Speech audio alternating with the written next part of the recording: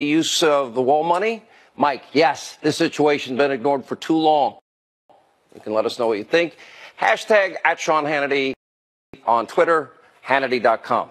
All right, news continues. Let not your heart be troubled. Tammy Bruce is in the house tonight, filling in for Laura. How are you? I am good. It's an honor to be handed off from you to me tonight. Thank you, Sean. We'll have a great show, and don't be nervous. No, I'm kidding. You've been doing this for years. I won't be, but it's a pleasure. Thank you, Sean. Let Appreciate not your heart it. be troubled. You're great. Thank you, dear. Well, I am Tammy Bruce in for Laura Ingraham this evening, and this is the Ingraham Angle. We begin with a Fox News alert. The spending bill to avoid another government shutdown is on its way to President Trump's desk as we speak. The president is expected to sign the bill tomorrow morning, but he will also use the occasion, finally, to declare a national emergency to get the money for the border wall. The White House believes there is upwards of $8 billion they can tap into to get that wall. We will get into that in a bit. And though she is supposed to have the night off, Laura will be joining us in just a few moments over the phone to give her thoughts on what transpired tonight. You will not want to miss that.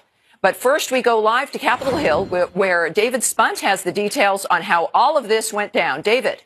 Well, hey, Tammy, good evening to you. Big night here on Capitol Hill before President Trump signs that legislation in the morning, which we're told he will, as you just mentioned.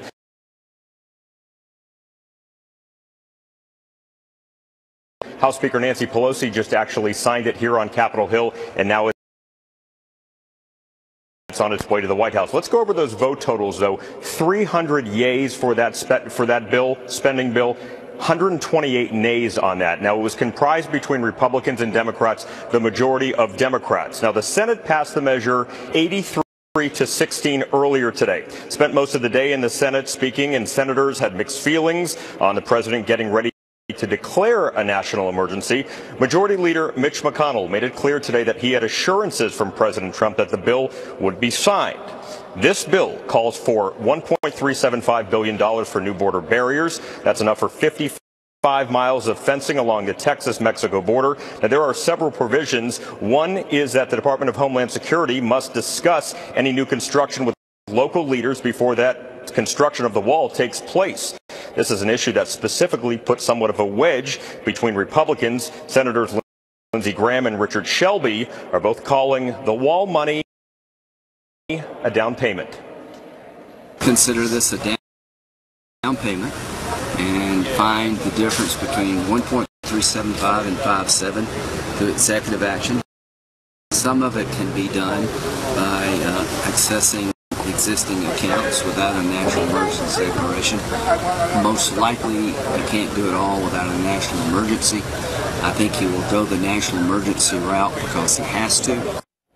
But other Republicans like Susan Collins from Maine and actually John Cornyn, the senior senator from Texas, they said that they don't know if a national emergency was really the best way to do this. Senator Cornyn seeing some of those immigration issues down there. Meanwhile, on the Democratic side in the House, progressive Democrat from New York, Alexandria Ocasio-Cortez, she actually voted no on the package, Tammy, because she said that it funded the Department of Homeland Security, and she has called specifically for a defunding of immigration and customs enforcement, ICE. That's why she voted no there. House Speaker Nancy Pelosi earlier today felt very confident about this. She said she believed that they would have the votes, the Democrats would have the votes. Also, House Speaker Pelosi didn't rule out any potential legal challenges if President Trump, I should say when President Trump declares a national emergency. However, White House Press Secretary Sarah Sanders said earlier today that the White House is ready for any legal challenges. Again, that bill on its way to the White House right now, 1,159 pages. President Trump's team going to be working all night, and he will sign it tomorrow morning, we hear. Tammy. Yes, as someone once said, it takes a village, apparently, to read bills now. Yes, David, thank you very much. And now joining me via phone is the host of this program, Laura Ingraham. Laura, welcome to your program. Thank you so much for calling in for us. Hey, Tammy, I'm winding my way through the mountains of Colorado, so if it cuts in and out, sorry about that. But look, sounds nice. I just got off the phone with a White House source, and he said that, and this is their point, they were really in a no-win situation here. They had to sign this. because if they didn't, pain inflicted on the American public, pain inflicted in the way that we saw unfold before. A lot of frustration, however, from the White House about these provisions that were slipped in the writing process of this legislation. Remember, it only lasts. It only is good until the end of September, the end of this fiscal year. So this is not a forever thing, but it is still very frustrating. The provision which I've been tweeting about and speaking about on my podcast today, Tammy, is the provision that gives presumably, it seems like, the de facto shielding from deportation of any potential sponsor of any illegal immigrant kid who comes across the border. Now, that conceivably could be like second cousin twice removed if you read the language, gives a lot of discretion. But I'm assured tonight that the Department of Homeland Security is going to be extremely stringent in the way they interpret that provision, that they will not allow some wholesale de facto amnesty to be instituted through this provision. So they insist that that is not something that the American people should worry about, and they are absolutely confident that they're going to be able to get billions for this wall and build, perhaps as much as 200 miles of the wall in critical places in the United States with this, with the emergency fund, $1.5 billion, and then with more money coming from this interdiction sources from, drug trafficking. Laura, you're breaking up just a little bit. I do want to ask you, though, in this process, the president is going to realize here that this is going to be par for the course. It is remarkable that this kind of bill went through and was approved of by the Republicans, considering these landmines that are in it. He must realize that it's always going to have to be not necessarily a compromise, but that he's going to have to always be working for us and against the establishment to get things done. All right, so it might be those canyons in Colorado. All right, well, so we've lost Laura. Great, enough time, though. Great analysis and summary right there for us with her conversation with someone, her sources certainly in the White House. But we will be back with Laura in just a minute as she comes through to another better cell area. But let's go now. Joining me live from Capitol Hill, Congressman Ken Buck and Congressman Paul Gosar. Gentlemen, welcome to the program. I appreciate it. Thanks. Obviously, a very busy night for all of us. But you heard Laura and her description of how the White House felt about this, that effectively their hand was forced, that this was not really a great situation, but they feel they can work with it. But let me ask you, certainly, Congressman Buck, how is this really a bipartisan framework? I mean, there are so many things that we don't get. It is not really exactly what the president wanted. It's in some ways can be considered embarrassing, certainly dangerous for immigrant communities because it limits what ICE can do, or at least it tries to limit what ICE can do when it comes to detaining and deporting individuals. How would you describe this as being a win for the Republicans and for the president, if you can? Well, first, I want to thank Laura for being in Colorado and spending her money in Colorado. I appreciate that very much. This is not a bipartisan bill. This is an institutionalist bill. This is a group of people that are doing their very best to thwart this president and to stop good American policy, and they're acting in a way that both Republicans and Democrats, Republicans and Democrats want to see. They're spending too much money. They are stopping border security. They are hampering ICE's efforts to make sure that this country is safer. And they're also stopping our ability to interdict drugs that are coming into this country while we have a very serious heroin problem in this country. So they are undermining our ability to protect Americans. It certainly seems that way. And I have to ask you, Congressman Gosar, your experience there, you're there with, Arizona is your state. Yes. This seems to be a remarkable dynamic. In fact, that I don't know who is really, other than perhaps the White House, who will have even read this bill, knowing exactly how perhaps dangerous it is in certain aspects. What do you feel about that and the impact on the border states, the states that are immediately impacted? Well, you're exactly right, Tammy. I mean, less than 24 hours to read 1,000 pages. It's physically impossible. And once again, it's the same mantra of the establishment here. Jam you to the end of the week and throw a 1,000-page bill at you to take it or leave it. That's the wrong way about going about this. This affects my state because over 40% of the drugs coming into this country come through Arizona. So you need collaboration. You need border walls. You need more beds. You need to have ICE that's dynamic, Border Patrol agents that are paid fairly and empowered. But all of that is restricted in this bill. So it doesn't help us. It actually hurts us. Oh, see, and this is why, obviously, we know everybody is obsessed with the president's approval rating, which again today, according to Rasmussen, is at a lovely 50%. Congress can't say the same thing. You're between like 8 and 13% approval. Americans don't like when this happens. We've seen it over and over again. But this is life and death. And I have to say, especially for the immigrant communities, documented or not, these are things that make towns, well, like Lawrence, Massachusetts, where Elizabeth Warren announced her run for the presidency, is a sanctuary city.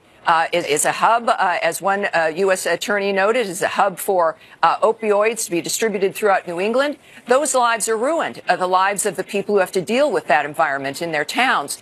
And so this is the responsibility of Congress. It's all of our responsibility. And we see this game continuing to be played when it seems to be very clear about what needs to be done.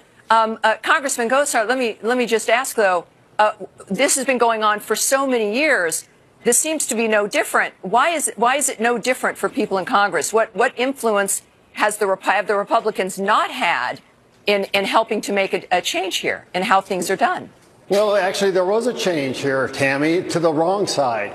This basically supercharges child trafficking, because now what you're going to see is a precedent-setting application where those people associated in a house or a holdings with an unaccompanied minor will be off limits.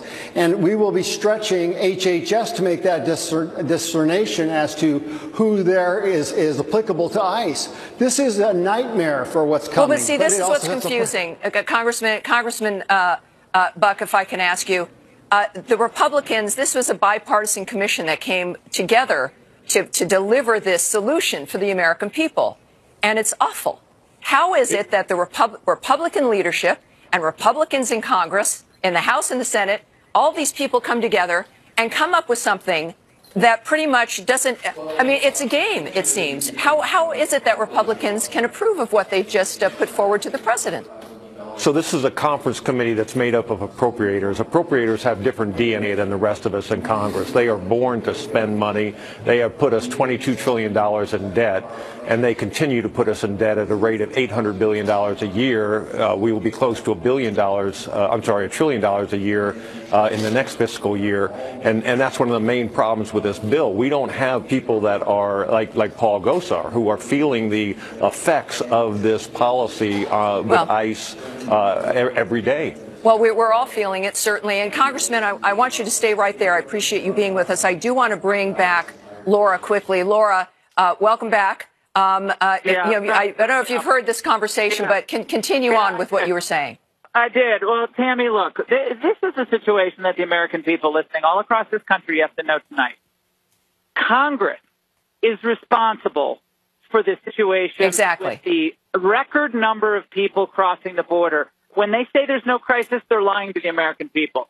1,800 family units crossed the border on Monday when the president was in El Paso. 300 of them, two groups of 300, according to the Washington Post and DHS, crossed on Monday. That's a crisis. This bill does nothing to address that. It's an easy fix. We're gonna. I know on the show you're gonna play some of what I said last night for people to listen to again. It's an easy fix. But this was totally unnecessary. The president's instincts on this has always been right. Simple, pragmatic thinking, Tammy.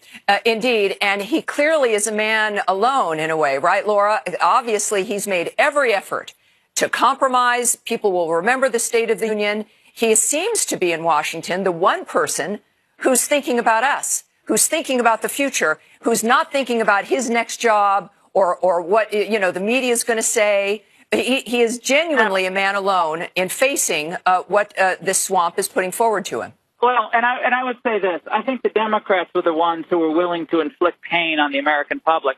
The president, I think, it irked him to have to do this, but the president did not want to put the country through in this economy through the uncertainty of another government shutdown. Right. Okay. That is it's a terrible position for him to be in. It's like a Damocles sword hanging over the economy. He doesn't want that to happen. Okay. So he decides to do, sadly, which is the only card he has left, which is the national emergency. The Democrats pushed him into this situation, Tammy. It was completely unnecessary, and the president did the right thing here. He had to do this.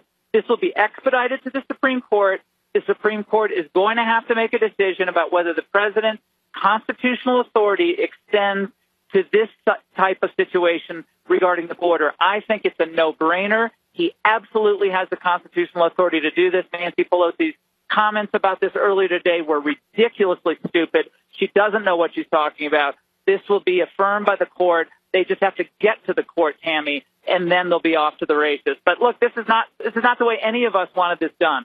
And I'm really unhappy with a lot of what's in this bill. It's not what we wanted. The president should have done this in the first 100 days of his term. But you can blame the pros in Congress for screwing that up. Well, and he really was trying. I mean, this was a man who started his term really trying to work with the system, being the compromiser, bringing people in. And obviously, these last 2 years have been an education for all of us.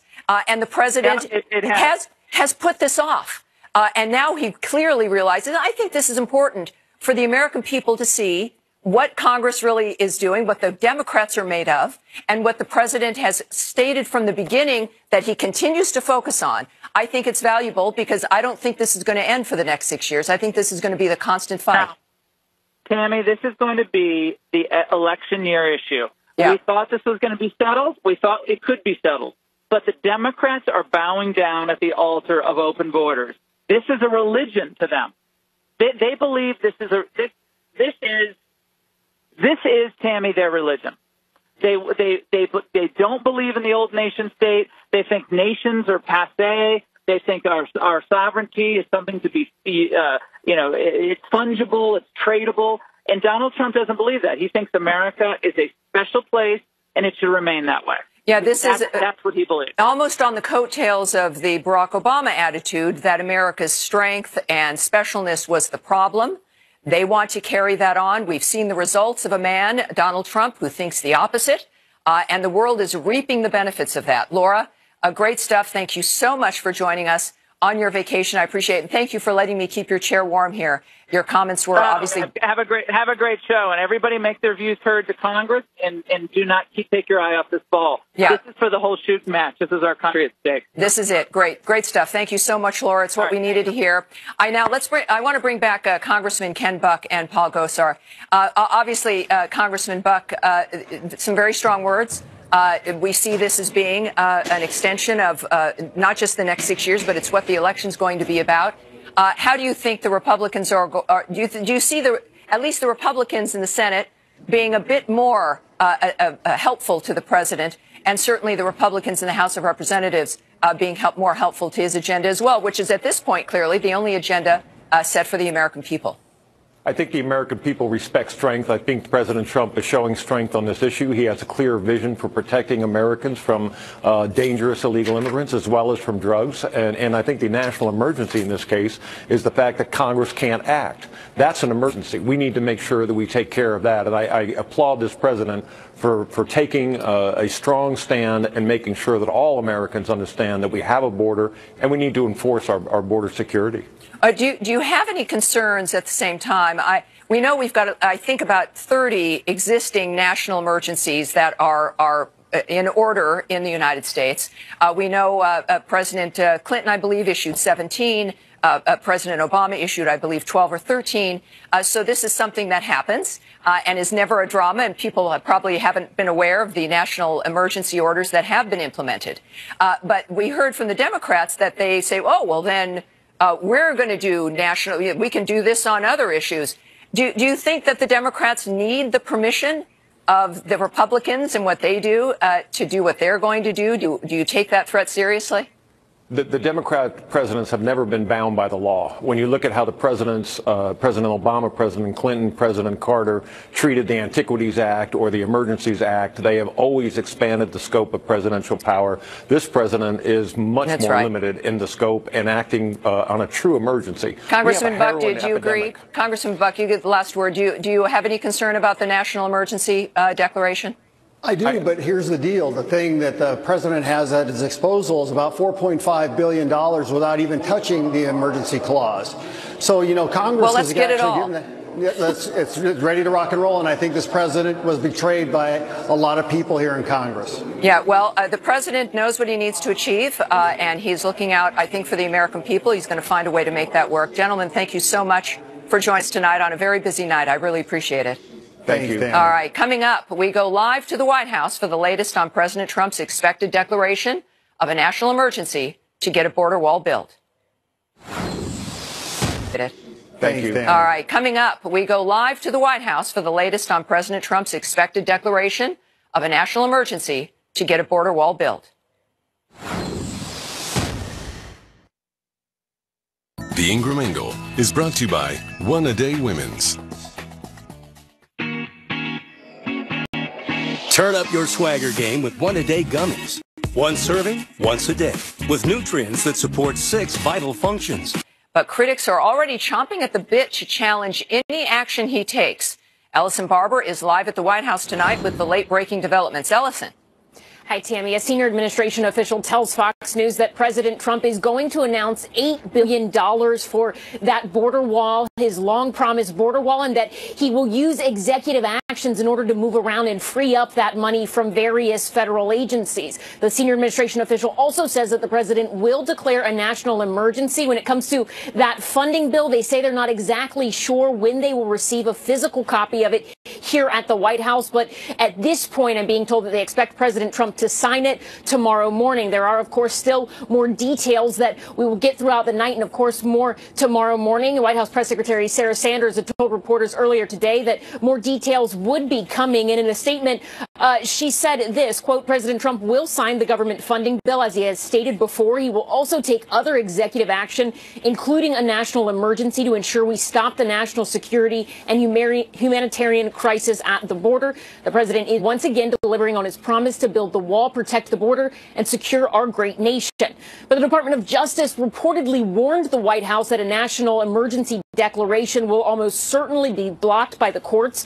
According to a new report by ABC News, DOJ is telling the White House it's nearly certain that the courts step in and block this, quote, preventing the immediate implementation of the president's plan to circumvent Congress and build the wall using his executive powers, at least temporarily. President Trump has repeatedly said if he takes the national emergency route, he expects legal action to follow. This afternoon, the White House said they're ready for it. But Press Secretary Sarah Sanders also said that there should not be any of that sort of action because, in her words, the president is doing his job and Congress should do theirs. House Minority Leader Kevin McCarthy says he spoke with President Trump this evening. According to Leader McCarthy, the president feels good about the funding bill, though one source tells Fox News earlier in the day the president was very conflicted about certain sections of the legislation. Tammy?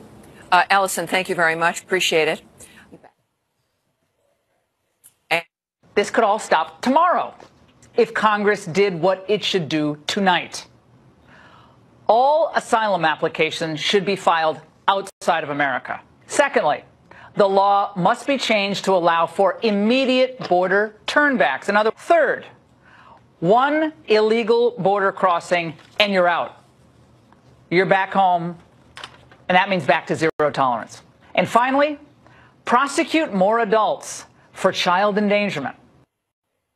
All righty. Well, that was Laura here on The Angle last night, as she mentioned, with her advice to fix the border security bill. Joining me now, Tom Homan, former acting director of ICE and now a Fox News contributor, and Hector Garza, a Border Patrol agent and vice president of the National Border Patrol Council. Gentlemen, thank you so much for joining me on this very important night. Let me ask you, Mr. Garza, clearly this is an argument about whether or not there's an emergency.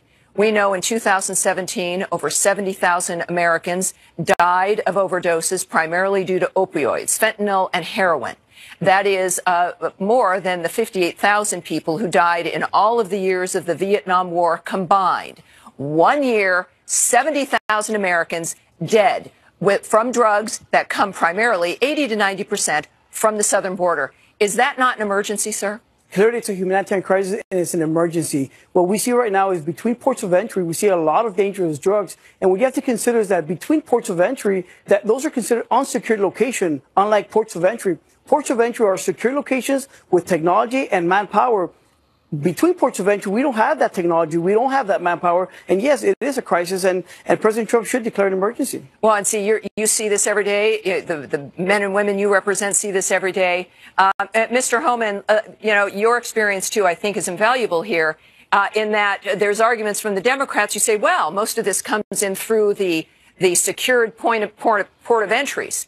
What does that tell you about, but even if it was true, what does that tell you that what happens with the unsecured areas if all of these drugs, as they argue, are coming in from the ports of entry? All the more reason why we would need the wall, correct? Look, the Democrats are twisting the story. What the fact is, more drugs are seized at the port of entry because every car is stopped. Every person is talked to. So, of course, they're going to find more drugs because they got better security. That doesn't mean drugs aren't coming across between the ports of entry, because there's places where cars can drive through to barbed wire fencing. They can be smuggled on backpack. So, of course, more drugs arrested at the port of entry.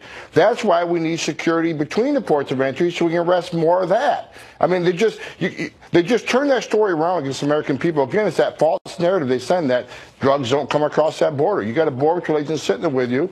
When I was a Border Patrol agent, well, I had 221 kilos in the truck to come across a barbed wire fence. Yeah, and it happens. There's Mr. Garza, there's this attitude also of like what we find or what we interdict is all that's coming over. The problem is what we don't know. And what we know that border walls that do exist, what they've stopped, over 90% of the illegal activity. Can we expect that with what we're going to be building now, with whether it's the Rio Grande or wherever the president needs to start? So first of all, this border bill is not good for border security. It's actually very, very bad. If you look at the 55 miles of border wall that were approved in this border bill, the language in there restricts of where we can build that border wall. As a matter of fact, in the Rio Grande Valley, those are areas that are very, very busy, where drugs are coming across and very dangerous criminals. Now, think about this, Tammy. We have about 4 agents that encounter about 300 illegal aliens out there. That part of the border is not secure anymore because those 4 agents now have to go in and process those illegal aliens. Great point. And of course, now what we're dealing with here is this framework of the national emergency, and at least allowing us to then approach this in a much more aggressive way. Gentlemen, thank you so much for joining me. I appreciate it. Coming up, breaking details, raising new questions about the alleged MAGA attack on Empire actor Jussie Smollett. A live report on a story that is getting crazier by the minute. Plus, new details about a group of rogue FBI leaders, an extraordinary development, trying to take down President Trump. House Intelligence Committee ranking member Devin Nunes joins me live. All right, we're going to get back to this bombshell abuse of power corruption in just a minute. First, we begin Hannity Watch on, of course, the borders and our border promise and the president's promise to secure the border, because moments ago, after the Senate House followed through, they passed a spending bill to avert the government shutdown. As the White House explained today, the president will sign this deal, but he will be declaring, probably tomorrow, simultaneously a national emergency. That will allow him to redirect funds to construct barriers along our southern border. Now, look, part of this whole saga is that Republicans, sadly, are weak. Democrats want open borders. To me, this bill is nothing but garbage. It is a swamp sewer bill. It has just a mere $1.375 billion for barriers. It comes with a host of restrictions of what can be built and where. This bill gives local mayors the effective veto over it, and it also slashes detention space. And get this, as the Center for Immigration Studies, Jessica Vaughn notes, it provides, quote, a de facto sanctuary for anyone with an unaccompanied minor, potentially providing a safe haven for violent gang members. So, as I called it from the beginning, it's a garbage swamp bill. The president also knows this. I'm going to give you the behind the scenes in a minute. Like I've also said, I don't really in the end care if the president signs this bill. I don't like it. But the president gets the money because only that he follows through on making sure that we once and for all in this country secure the border. This is our opportunity, now or never. So for those of you that are mad, I fully understand. And we know that he's going to get the wall built by taking lawful actions. And as my sources confirmed, and this is the behind the scenes that nobody else is going to report, one of the main reasons that the president is supporting this horrible bill is because weak Republicans in the Senate behind the scenes were afraid of the president using emergency measures. So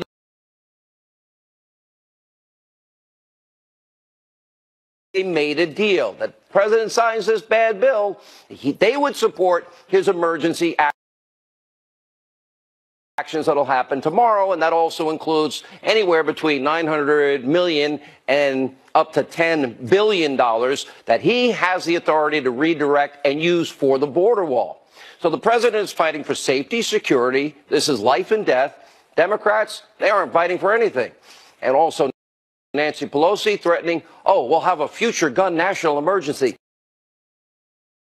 Nice try, Nancy. We both know that an emergency declaration like that would usurp the power of the Constitution would never fly. Good try. And by the way, how did you ever become Speaker with a reckless remark like that? Now, we know what's going to happen next. Democrats will go forum shopping, judge shopping, run into a place in California, Oregon, Hawaii that gets them. They'll get their win. They'll get to the Ninth Circuit. They'll probably win there. They'll get an injunction.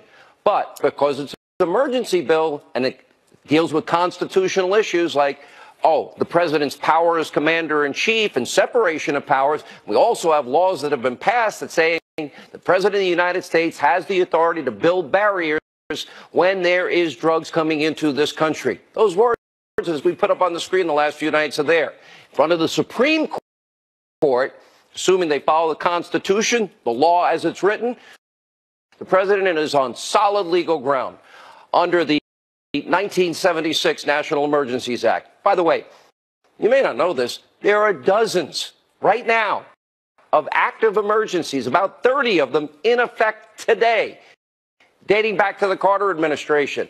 But who cares what lawful road the president takes when it comes to upholding his constitutional oath?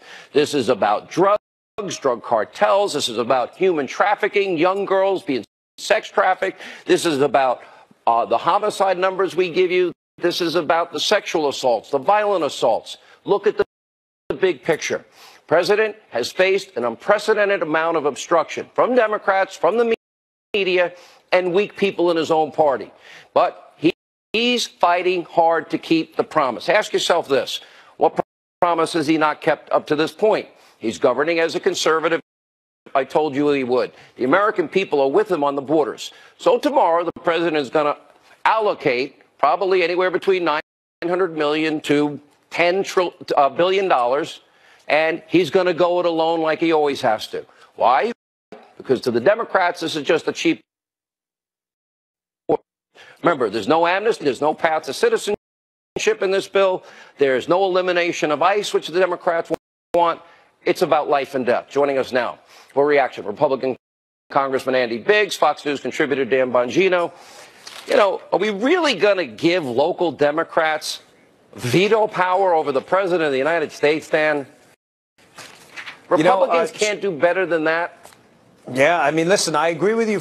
First, your premise that the bill is a steaming pile of horse crap is pretty much spot on. This Section 224, Sean, prevents the DHS secretary from deporting, removing, or even referring for removal basically anyone that brings a child into this country. Now, Sean, what do you think that's going to do? It's going to incentivize a bunch of people to grab some children and take them across this dangerous journey in the desert. But that brings up my second point, that how do you negotiate with a party, the Democrats, that have given up on America? They've given up on borders. They've given up on the economy. They've even given up on capitalism. They supported this in Obama's second term. They supported all of this. Now they just want to hate Trump. The problem, Andy, to me, is the Republicans that were afraid of the emergency resolution, and the president has to make a bad deal because of his own party. Yeah, absolutely right. Look, we've got people who don't believe he has the authority, which Congress has delegated to him. So he has the authority. I think when you talk about Section 284, that is the cleanest way for him to get access to several $billion because it's an active drug trafficking corridor. And we know it's true because just in Arizona, 40% of drugs interdicted in this country come in that corridor, in a small corridor in Arizona. We know it's a real deal, and he has access to billions of dollars, and I think he's going to use it, and he's going to use it wisely, and I think the courts are going to have a tough time saying that he does not have 284 authority. Okay, so Dan Bongino, here's how I see it. So as bad as the bill is, the one good thing is while he will fight the predictable fight when the Democrats go judge shopping, he now has an additional 1.375 to keep building the wall in the process. And secondly, he's going to reallocate those funds, which other presidents have done as well. And let's say it goes to $7 or $8 billion, or even if it's just $1 billion, that keeps the process going ahead of time. Is that, in the end, the president getting the wall done and showing the American people that he's fighting to get his promise accomplished, just like tax cuts, just like trade deals, just like Supreme Court justices, you know, and everything else that he's kept his promise on? Isn't that going to matter in the end, that he gets it done? Yeah, of course, Sean. And think about the optics here. Do you really want to be the Democrats going to court to fight the construction of a border wall on the southern border as all these images of caravans forming are on the nightly news every night? You really want to fight that court case in front of the American people right now? Yeah, Good luck. I thought the Senate? Democrats were smarter than that, but they're not. Yeah. Well, you should, Andy, last word. Yeah, I'll tell you, this is a dumpster fire of a bill, but I think the president's going to pull this out by declaring and using the money that we've given him. All right. That could be, again, anywhere between $900 million and $10 billion immediately, and 1.375, and he fights for the emergency money, which I think he wins in the end. That is somebody not yielding on a promise. I can't say as much for some of these Senate Democrats. Pretty pathetic. Senate Republicans, pretty pathetic. All right, when we get back, our top story, we go back. Andy McCabe forced to testify, will he? Under oath about his outrageous behavior. Catherine Herridge has the very latest as we continue on this big breaking news night.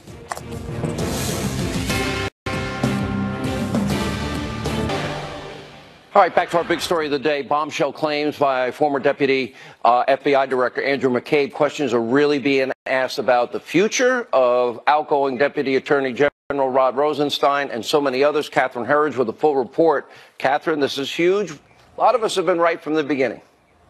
Well, that's right, Sean. Good evening. Tonight, the chairman of the powerful Senate Judiciary Committee tells Fox News that he has not ruled out a subpoena to compel testimony from Deputy Attorney General Rod Rosenstein, and he also wants to hear from former Deputy FBI Director Andrew McCabe.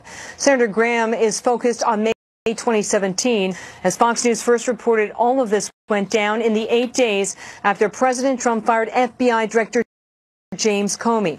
Graham wants more information from McCabe and Rosenstein about the special counsel appointment, as well as removing the president. Would you subpoena Rod Rosenstein if he doesn't agree to testify? Yeah, I'd like to know what happened. I mean, you're having a conversation about whether or not you're going to invoke the 25th Amendment. So I would imagine if the shoe were on the other foot, my Democratic colleagues would want to know about that conversation if it involved a Democrat. Absolutely, I want to hear from him at an appropriate time. Rosenstein was at the White House today for what was described to reporters as a previously scheduled meeting.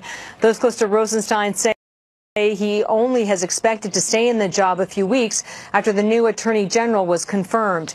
This afternoon, William Barr was sworn in as 85th Attorney General by Supreme Court Chief Justice John Roberts. A congressional source speculated to Fox that Rosenstein may only be Barr's deputy for days rather than weeks, with a cascading fallout from the CBS interview. Late today, Fox News obtained this letter that ramps up the pressure on McCabe and Rosenstein.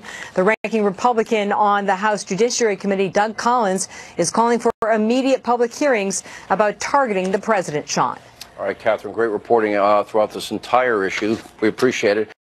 All right, joining us now with a reaction. Pay attention. This is now out in paperback. Look at that title. The Russia hoax This illicit scheme to clear Hillary Clinton framed Donald Trump. The paperback has a new chapter. Our Fox News legal analyst, Greg Jarrett, attorney, criminal defense, civil liberties attorney, David Schoen, Fox News contributor, Sarah Carter, and also, that's it. Let me go to Greg. Yeah. Add someone else in there. All right.